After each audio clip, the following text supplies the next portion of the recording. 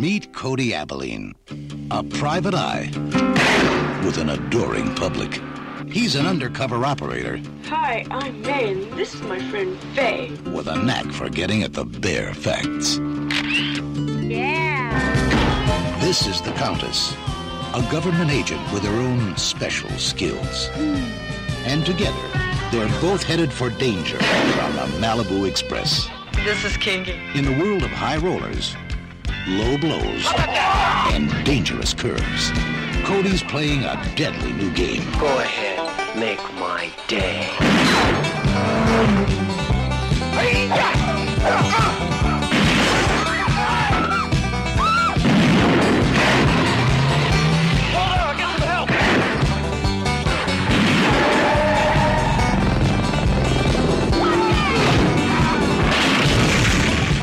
Sorry, babe, but I gotta have some water. The FBI wants him back. No one should suspect anything. I'm gonna nail him with a grenade. The Russians want him dead. And the girls from the yacht next door just want him. I understand you're a private investigator. And Cody Abilene always gets his girl. Marvelous. So park your car, hide your guns, and lock up your daughters. Cody Abilene just got another case. He's hard to catch. You are continental. Hard to keep. Scoot your butts outside. Hard to figure. And impossible to resist. Starring Sybil Danning, Darby Hinton, and 5 Playboy playmates. But I didn't just bring you in for sex. I have a few things to fill you in on. Make tracks for the Malibu Express. No matter where you're headed, it goes all the way. Would I help any woman in distress? Yes, ma'am, I would.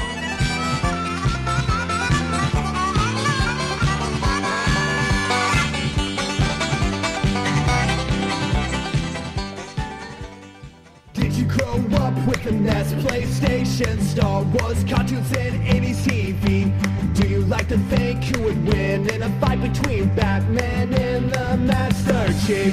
Comics, games, movies, music, and TV. They're gonna tell you everything you need. Superheroes or not, they got your back. They're gonna save the world of geeks.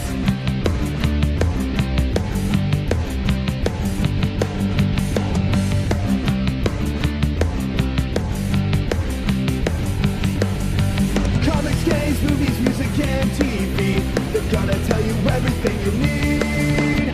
Superheroes or not, they got your back.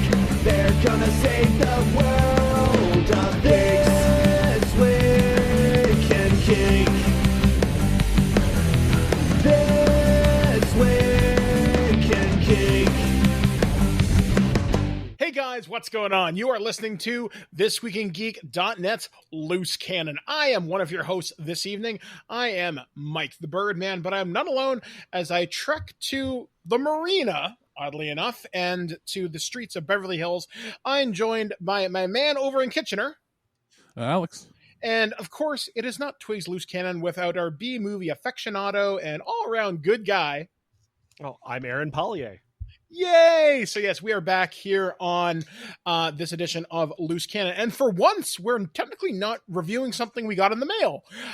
This is sort of a part of a series. We'll be sort of looking at the films, the life and times of infamous B-movie director, producer, writer, pretty sure he did everything but the fucking catering at this point, Andy Sidaris. And this is a guy I became not too familiar with myself, but Alex is promising to loan me all the Blu-rays, especially after seeing today's adventure. I'm more curious than I thought I would be, because I've seen bad B movies and they're boring and they're bad for the sake of being bad. Today's was entertainingly bad, almost in a cartoonish fashion, and it didn't bore me. And we'll get into why. Well, you would have probably, Mike, seen back, what is it, about almost 10 years ago now, when the big YouTube and Blip reviewer scene was happening. People were covering Hard Ticket to Hawaii like crazy. Oh, yeah. Because I think the DVD was out of print at that point, but people were getting their hands on online copies or clips that were popping up on fairly early YouTube. and it became a phenomenon. Yeah, Like, there's a pretty famous Red Letter Media review that has Hard Ticket to Hawaii in it. Yeah. But other than that, I think most of us didn't know that it was more than one movie in the series. Yeah, it turns out there's like 12 of these things, I think. Yep. 12 officially. And the movie we're going to be talking about today is called Malibu Express. Not his first movie, but it was the first movie done by his production company. And this is my first Andy Sidaris experience. And boy, what an experience it was. So going into this, I had no idea who this guy was, other than, as you guys mentioned, this was very famous on the YouTuber scene. Everybody has seen that famous clip of the guy getting thrown into the air and blown up with a rocket launcher. Or the scene with the Frisbee. So Frisbee. That's all from Hard Ticket to Hawaii. Yeah. So yeah, from one movie, we get multiple internet famous clips. So kind of knew I was in for something a little bit strange, but I didn't quite know what I was getting into. So let's kind of go around the table. Let's talk about everybody's experiences with Andy Sidaris now that I've kind of talked about my limited experience. I'll go first because I have less, I think, to tell. Okay. I had seen years ago Hard Ticket to Hawaii. You're gonna find this funny. My library had a copy on DVD. And then the disc eventually got wrecked and couldn't see it. So I saw it there, and my local video store had Picasso Trigger, and I think it was Hard Hunted on VHS, and I rented those. So it was what you'd expect from a mid 80s, late 90s, maybe VHS copy. Then, fast forward years later, I find literally in a Walmart bargain bin just a 12 movie pack, and I was like, wait, that has Hard Ticket to Hawaii in there. I didn't know there were 12, right? And I picked it up for I think $5 and had that for years, and finally upgraded it when Mill Creek started sending over the 4K remastered Blu-rays. I was like, wait, it's not a 4K release, but the fact that they remastered everything in 4K and in widescreen, they even remastered the movie trailers and the previously exclusive to the limited edition DVD introductions and special features. And they were releasing them for like $10, $12 on sale. So I was like, oh my God. So they started sending them over, and I started watching for review. And it's interesting now that some of these have been out about a year. I can go back and watch them with you guys, with Aaron being an expert and Mike being completely new to these. Yeah. Out of all of them, the only one I had not seen ever or anything with was Malibu Express. And it was just, timing didn't work for the review at the time. So now I get to sort of review it and watch it, in awe for the first time. Wow. All right, Aaron. So how did you find out about this maestro of cinema? Boy, I have to it's a little difficult to kind of pin it down exactly.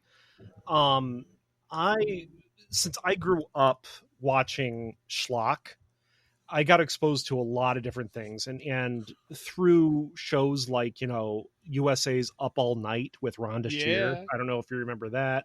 I do. And having expanded cable, so I had Cinemax.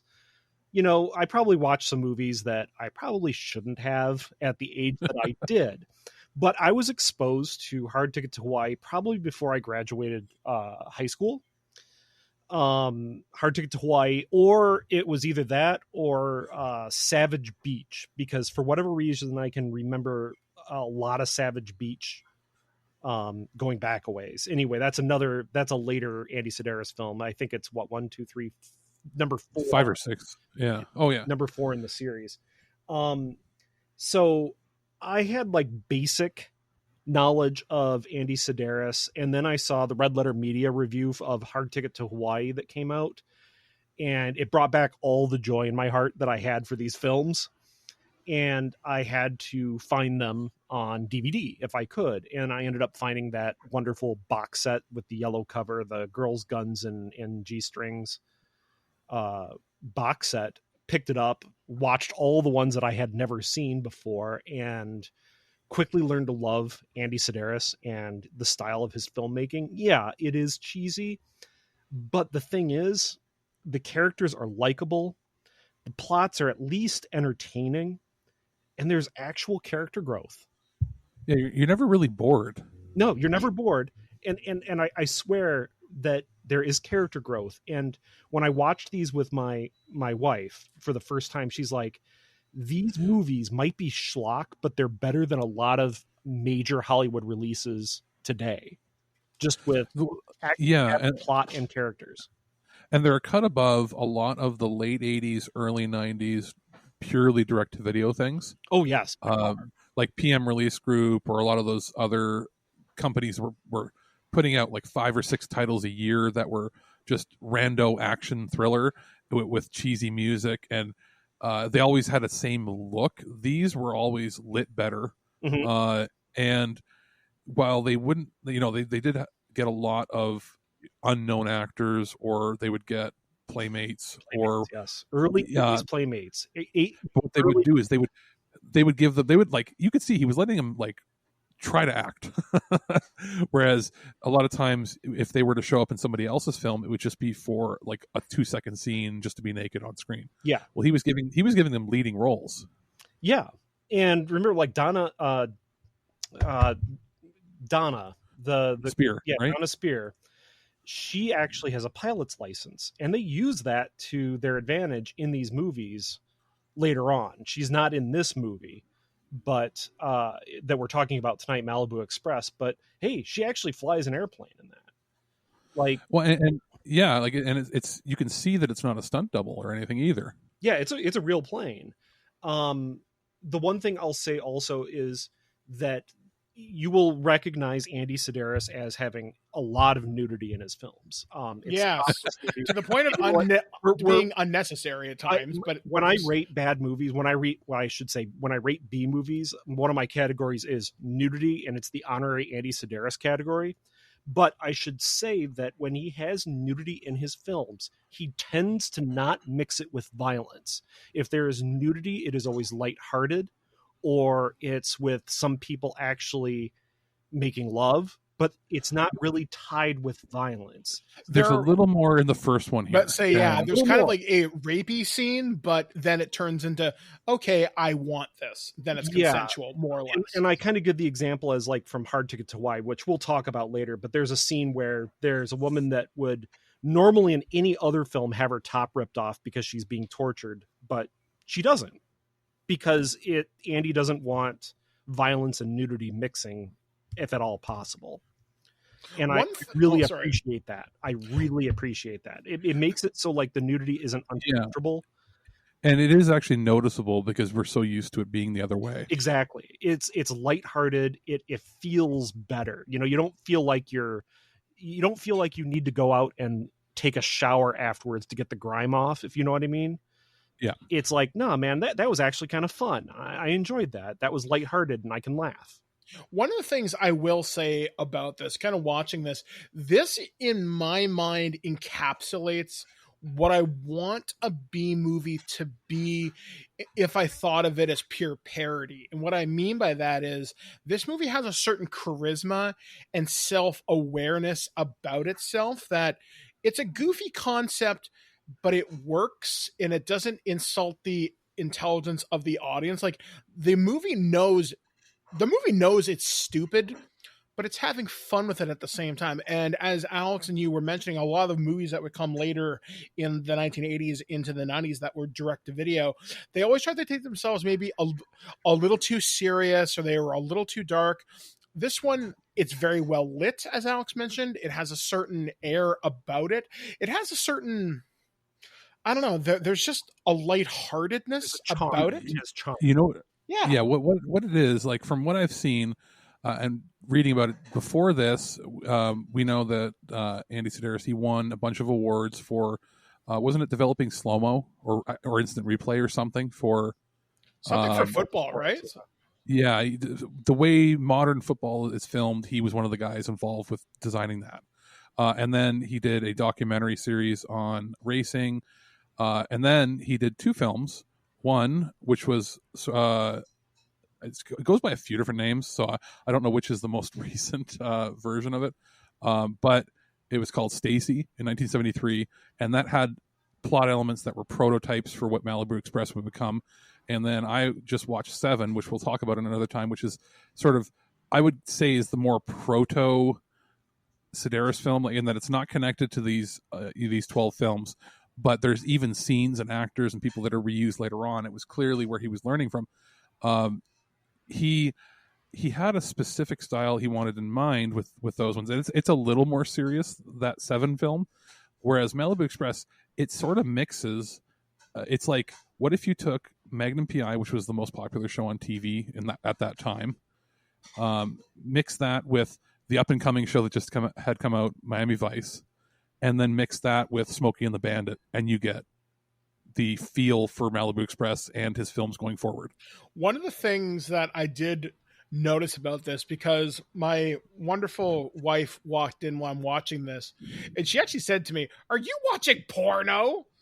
And I'm like, "No, not exactly." However, that being said, despite every wonderful thing we've said about Andy so far, this movie feels like a softcore porno at times. And if you could intercut sex into this movie and it would function the exact same.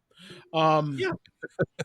and as we said, Andy Sidaris in all of his movies tends to use playmates, Playboy playmates from like either the early 80s to mid 80s. So yes, there are beautiful playmates in this movie that are used. And like Linda Westheimer, Lorraine Michaels is in it, Laurie Sutton is in it. These are all playmates from like 81 and 82. So yeah, when there is kind of a sexy scene on screen, it does come off as porn because these women are beautiful. The one non-playmate that they had in this was Sybil Danning, and she's gorgeous in this movie. Who is she? She's the Contessa Luciana. Oh, okay. She's the woman that is the government red dress right at the beginning that we see that has like no bottom to her top. There is underboob, to be sure. Yes. She is gorgeous in this movie. But Andy Sidaris does not play favorites, in my opinion. He also gets eye candy for the ladies. That the men in these films, the leading men, are generally very attractive men as well. Who was the guy who played Cody? What was his name? Darby Hinton is. This is a guy, while I was watching this movie, this is a guy I really think, and this probably might sound really dumb, I think you could build a small series of like films around. The character was that likable, and he wasn't invincible. Like he said in the beginning of the movie where he comes out with the dirty hairy gun where he only fires 6 shots and then fucks off for a while. He can't hit a moving target, but he can drive really fast. And for some reason, there's this like, and he's good at karate. Yeah. Oh yeah. And he's really good at karate for some reason. And he also runs into the Beverly Hillbillies and Bobo for some reason. And he drives a red DeLorean. Only at the beginning, because he's concerned. He loses a race to the Hillbillies, and he's concerned that his DeLorean lost a drag race. You know, I honestly he only drove it at the beginning because I guarantee you the thing broke down and they never got it fixed while they were filming.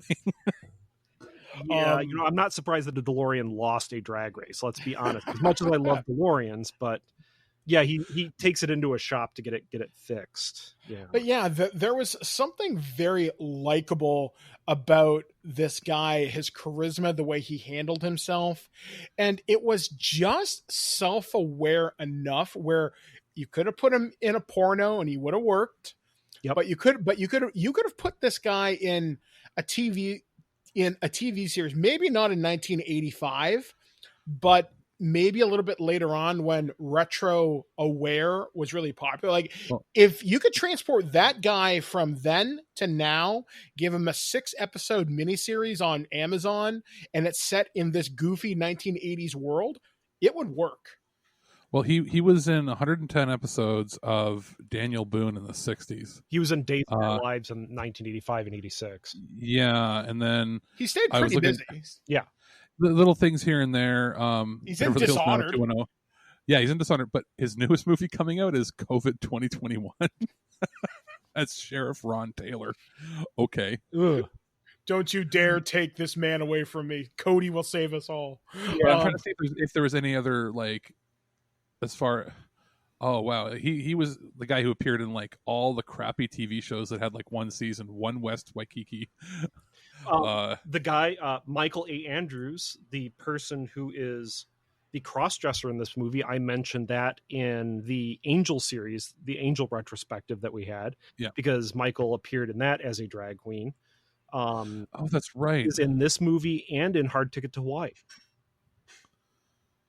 Yeah, I'm trying to think if there's anybody else. Well, I have noticed Kimberly MacArthur is in this as well, and she was a Playmate of the Year. Well, and Andy Sidaris likes to do his own little Hitchcock moments where he appears in all of his films. Mm-hmm, mm-hmm. In this one, he was the RV driver, right? And then, just because it's fresh in my mind, when I saw that Seven movie, he plays a guy dealing drugs in front of like 7-Eleven. Yeah. And he looked old then. Like the guy was old for 50 years, I swear. So we've kind of talked around this movie. Let's talk about what this movie was actually about. So Aaron, since this is something I'm probably sure you're intimately familiar with, explain Hard Ticket to Hawaii in the elevator pitch style. You have 2 minutes, go. Malibu Express. Malibu Express, Hard Ticket to Hawaii, I can almost do in my sleep. Malibu Express, I've only seen probably a dozen times, but only a dozen. Yeah. So Malibu Express is basically Cody Abilene, played by Darby Hinton, is hired to figure out how some technology is basically falling into the hands of the Russians. Okay. That there's this computer company that is making new microchips, and for some reason the Russians are getting a hold of it, and this is bad news, right? So it's kind of like a spy ring. And Cody has some background with the CIA, so of course they're going to talk to him. And through his past adventures that we haven't really ever seen, he knows actual other interesting people, like June Knockers, the race car driver. Yes, that's the only kind of Bond-ish girl name that they use in it, but he knows with her logo clearly taped onto the side of a race car. Yeah. You notice a lot of things with the 4K remaster. Yes, you do. June has a penchant for exposing said knockers, and in the most inappropriate times, and it's hilarious. What? The pit crew saying this car is the tits, and then she goes, "Those are tits. Then what are these?" And then pulling them out. Yeah. Or what's the other line that she has? It was like any chance they have. Yeah, it's when she's in there. They're in the middle of a chase, and there's like a helicopter chasing them. And she's really turned on, and she really needs sex right now, even though there's gunfire happening, and she tears her top off in the middle of it. And then she tears her top off again once the chase is done to get Andy Sidaris to stop in his RV. Anyway, the Cody has to investigate this kind of spy thing that's happening, and he knows people that might be involved, and it's some high society people. And it's a little contrived how he ends up going to deal with them. Every woman in the world wants him. Well, he is a handsome guy, and he's charming and intelligent. Yes, and because of that, was it not a Mr. Universe? It was somebody like that. There's 2 bodybuilders in this. Oh, yeah. That were listed as like Mr. whatever state, and I think one was a Mr. World or something. Yeah. And they're just like, well, what do the girls want with that scrawny guy? Well, hello, Mr. Steroids. Yeah. Like these guys, like their arms are bigger than his head. Like, is it John Brown that is the guy that was the bodybuilder? I mean, this guy was ripped, absolutely ripped. There's a couple bodybuilders in here that are just unbelievably, unbelievably ripped. But anyway, like bigger than pro wrestlers, like beyond like Arnold size back in the 70s. So there's some high society women that he has to deal with, and he's investigating them. Everyone kind of wants to get in his pants, so it's not like it's really hard for him to stay in homes that are not his, and to get some investigations going on. There is some drag queen in it. There is some double crossing to be had. I don't want to ruin the entire. But again, surprisingly, how it's handled when the cross-dressing happens, the dialogue is not like bigoted or homophobic. I don't know. There's some that's pretty offensive. But his initial response is, "Oh, is now the most beautiful woman." Yeah, that's right. That's correct. So not like you would figure, oh God, they're going to play it like for like really crass and rude and bad. And in his monologue dialogue, he's like, and is now like the most beautiful woman you've ever seen. And it's not played as like sarcastic or anything either. I was like, well, that's different at least. Well, and I will say that June Knockers, when she her exposing herself repeatedly throughout the film, actually is used as a plot point, since Cody can't hit the broadside of a barn when it's moving with his gun, and there's a guy that's getting away, and June stands up, tears her top off, and says, "Hey, look at these." The guy stops and goes, "Oh yeah," and then Cody just plugs him because he's stopped dead in his tracks. So I don't know. It worked really well, but regardless, I don't want to ruin the surprises in the film. But there is a cameo by Regis Philbin. Yeah, that's surprising because I'm watching this. I'm thinking, how did they get him to do VO for this? Andy Sidaris and ABC. Well, that's kind of awesome. Just like, hey, Regis, want to be in a movie for a few seconds? Okay. Yes. Okay. So one of the bodybuilders was Richard Brose, and he also was the lead in the Universal Studios Conan the Barbarian tour. This doesn't surprise me. And the other bodybuilder was the black dude.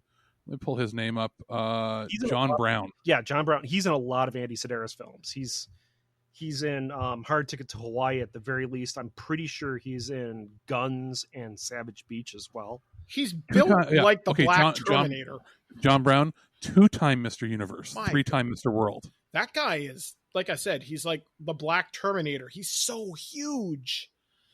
Can you imagine how hard that guy could hit you if he wanted to? Well, sometimes it's not like its muscles are for show. So it's not always that it's that, but it would still be. I wouldn't want to be on the receiving end to test it. Is what I'm saying. Yeah, no, that guy's built. But all the men in this really that are the main characters are handsome. So this shouldn't be just like, oh, it's only for the guys here. No, and these guys surprisingly could act pretty well considering it's like the first time they'd ever did anything like that. Yeah, and Cody Abilene, the main character. What's the actor's name? Darby Hinton. Darby Hinton. Yeah, he is actually a good actor. Which Darby Hinton, they could have just used his real name. Yeah. It sounds like a private detective name, hillbilly Southern like detective in a movie that was clearly like the way they sectioned in that weird family that he's always racing. I'm like, is this their version of like Boss Hogg or like any? It was clear that they were trying to do like, let's make a Burt Reynolds movie, but with more boobs. And like the wife in that was that's Busty O'Shea, and I'm pretty sure that's the only movie Busty O'Shea was ever in. But that's another cross-dresser. Yep. Yeah, only one movie. Yeah. But yeah, it was well put together. Audio wise, it was good. Like, it was entertaining. Beyond like some of the one-liners in this, like we've mentioned a few of them, but there's like, I think Michael, what you were probably alluding to is there's so many one-liners that would be the opening line to a porno scene. Yeah, that it's over the top. Like the was it Faye and what's the name of the other girl? Anita? Oh, the two girls that stay on his boat. Oh yeah. Yes. What was up with that? Yeah. We understand you're a private investigator, and we're wondering if you'll investigate our privates. Oh God, no, they're both. That was Kimberly MacArthur, who was a Playmate of the Year, and then somebody Faye else. And May, Barbara Edwards. Barbara Edwards, yeah, the other Playmate. Yeah, it's just Let me tell you, when I saw that shower scene, I'm about to say, I never thought I'd see a more pointless shower scene in my entire life. I was proven wrong. But it's so, I don't even know how to describe it. It's literally, this guy lives like every 14-year-old boy's fantasy. It's like, so ridiculous. It almost feels like, what did Andy Sidaris think of this movie when he was 14 and he's been trying to make it for 40 years? It's so weird. Like I said, there's so many things in here that seem just so goofy and so parody. They can't possibly be real, but they are. But they fit into their own world. And unlike a lot of the more modern movies, none of this is really like winking at the camera. Like, they were trying to make not a ridiculously serious movie. They were trying to make a action comedy. You know what I just thought of? This, okay. If you told me this movie was a parody inside The Simpsons, I would believe you. That's what this feels like. This feels like McBain, but in real life. Just not as violent. Yet. Yeah. Or I'm trying to think of if it was. There's too many boobs for it to have been in The Simpsons. This is more like something you'd see on like South Park. Yeah, where it's so over the top, but it takes itself just the right amount of serious. Have you seen the poster for it, Michael? Yeah, where he's standing there partly shirtless. There's the girls hanging off of him. You mean standing there where they took his head and then redrew his body to have like 12 abs? Yeah, where he's like ridiculously bronzed too. Like, yep. It's amazing. And plot wise, because we're not going to spoil anymore, it's is entertaining. I love how they're using a very early 80s computer as like the credit sequence. That was clever. That was really, really clever. It was clearly like Commodore 64 graphics, but I didn't pinpoint what computer it was. But it was something. Yeah, it was very interesting. So the credit sequence is good. This doesn't really, like, I know there's connections to the other films.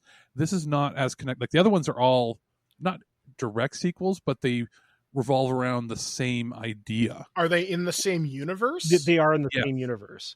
And it's because Hard Ticket to Hawaii, which is the next movie, specifically references this movie as being a real events that were made into a movie, because the characters in that actually have the movie poster, but refer to the guy in it, Cody Abilene, as being a real guy. Isn't he the cousin of somebody? Yeah, he's a cousin of Donna, right? Yeah. I would love to have seen a crossover with him coming back, because Malibu Express, the boat Malibu Express in this movie appears in a lot of the later Andy Sidaris films. Okay, that's funny. I like that. Yeah, and he reuses a lot of the same character actors or stunt people for certain scenes. This has a different look and feel from the rest of them. Like, there's distinct eras of his movies. This first one having even though it's mid-80s, the film stock he used made it look and feel very 1970s. And then, it looks great, but it has, that very distinct, like, Eastman Kodak look. Whereas films 2 through like 7 have a very 80s look, just in the lighting and everything. And then you get into the 90s, and it's clearly like I don't think they were filmed on video. They were filmed on film, but they have a lighting and intention for, like, you could see with the later films, he filmed them in such a way that he could frame them for television or frame them for VHS. Whereas these first 4 or 5 films were clearly intended to be theatrical run. Yes. They're all filmed in widescreen, which is fine, but you will notice, Michael, as we start watching more and talking about more of these, you'll see it catch up, and by especially the last two look like made for TV movies. That's but with all the same cast. No, but they're made for TV movies, but in widescreen. Okay. Yeah, in widescreen, and they still have that weird charm to them. Yes. Like, that's one thing as we begin to kind of wind things down here. I didn't expect the charm from this director. Like, Alex had told me about this guy for years, and then Aaron, when you'd mentioned him in passing, I'm thinking, all right, I'll watch their things, whatever. And I didn't think much of it. And I don't mean to discount what you guys like, but I didn't know what to expect. What I got if it would here, click with you, yeah, and this was a very pleasant surprise. Like, I didn't expect to be as entertained. I didn't expect to be as charmed. And I think it's a real sad story that we don't get more Cody. I would love to have seen another movie with him and his police detective friend, or the race car driver. If they went around solving crimes on the Malibu Express, they have to go to like San Francisco or something and go stop, like, I don't know, like a drug cartel or something. That would have been fine. Like, that would have been a perfect USA Up All Night movie. I would have loved that. That would have been Cody Abilene and June Knockers stripping and shooting things and missing to solve crimes. I don't know. I'm just surprised that they didn't have like a TV deal for syndication to make a series. I know it was probably because it was such a shoestring budget, but there were a lot of shows in the mid to late 90s that were getting, greenlit for cable. Like, I'm surprised there wasn't a deal for TNT or somebody, because it's too much. There's too much adultness to it. Well, I mean, it could, like, the only thing that even remotely feels like this nowadays is the show Strike Back on Cinemax, where it's a secret team that goes and stops terrorists, and it's all the same sort of stories. And it's been on, I think, 7-8 years now. It's like these if they had a really high budget, co-produced with I think it was Sky in the UK. Yeah, that's a UK channel. It would fit now on on satellite or streaming. You could do a show like this, and you could make it just as cheap now.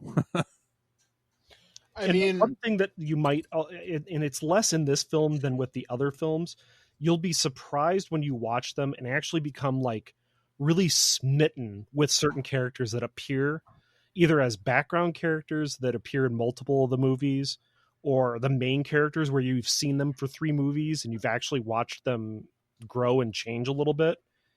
And you start grinning when you see these characters. Like Cynthia Brimhall as Edie, who is in the next like dozen films. She's just not in this one, but like every time she's on screen, man, you just, Andy Sidaris does really, really well with making characters charming, interesting, and that you care about them. Now, is that character you just mentioned, is that character the exact same one throughout all the characters? Yeah. Awesome. So she's the Agent Coulson or Sam Fury of the Andy Sidaris universe.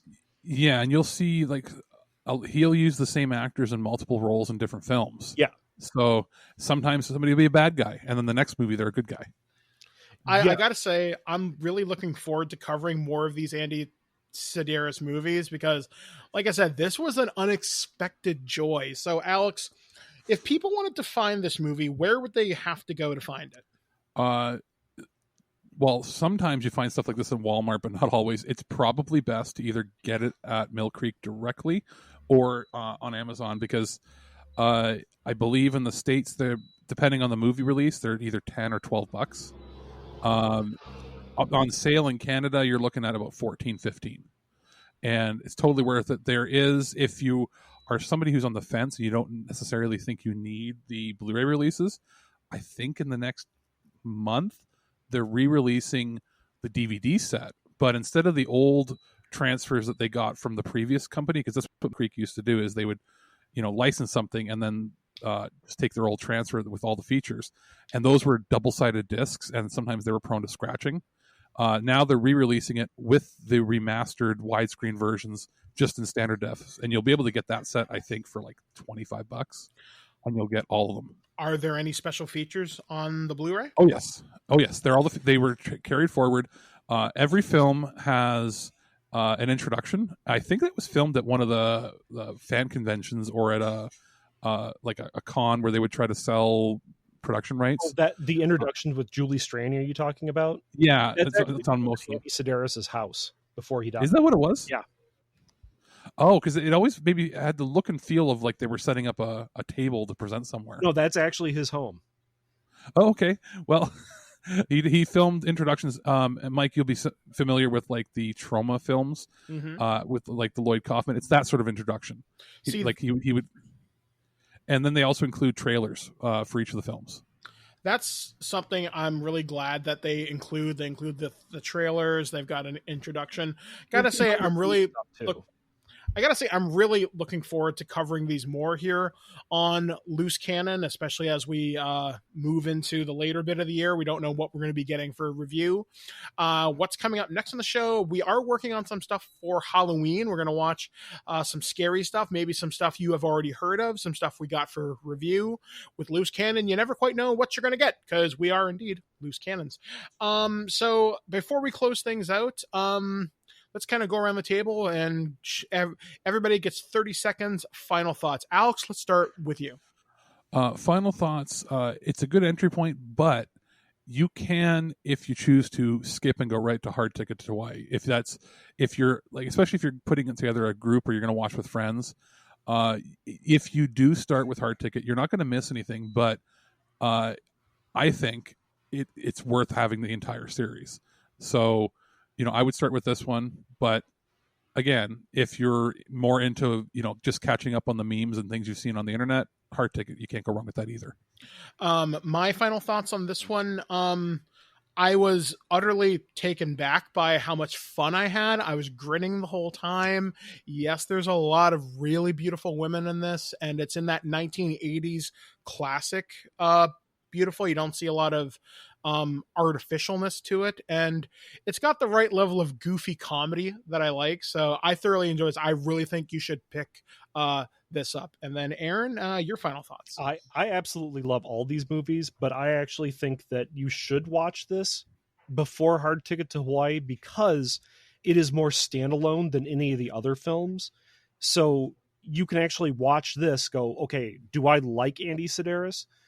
And not have to worry about in-jokes or back references that might be important to later. You can just watch this, see if you like it, and if you do, go for the gusto. Go for it all, because you are going to love it all. All right, guys. So that has been this edition of ThisWeekInGeek.net's Loose Cannon. So once again, thank you for joining us here on the show. We most definitely enjoy your input.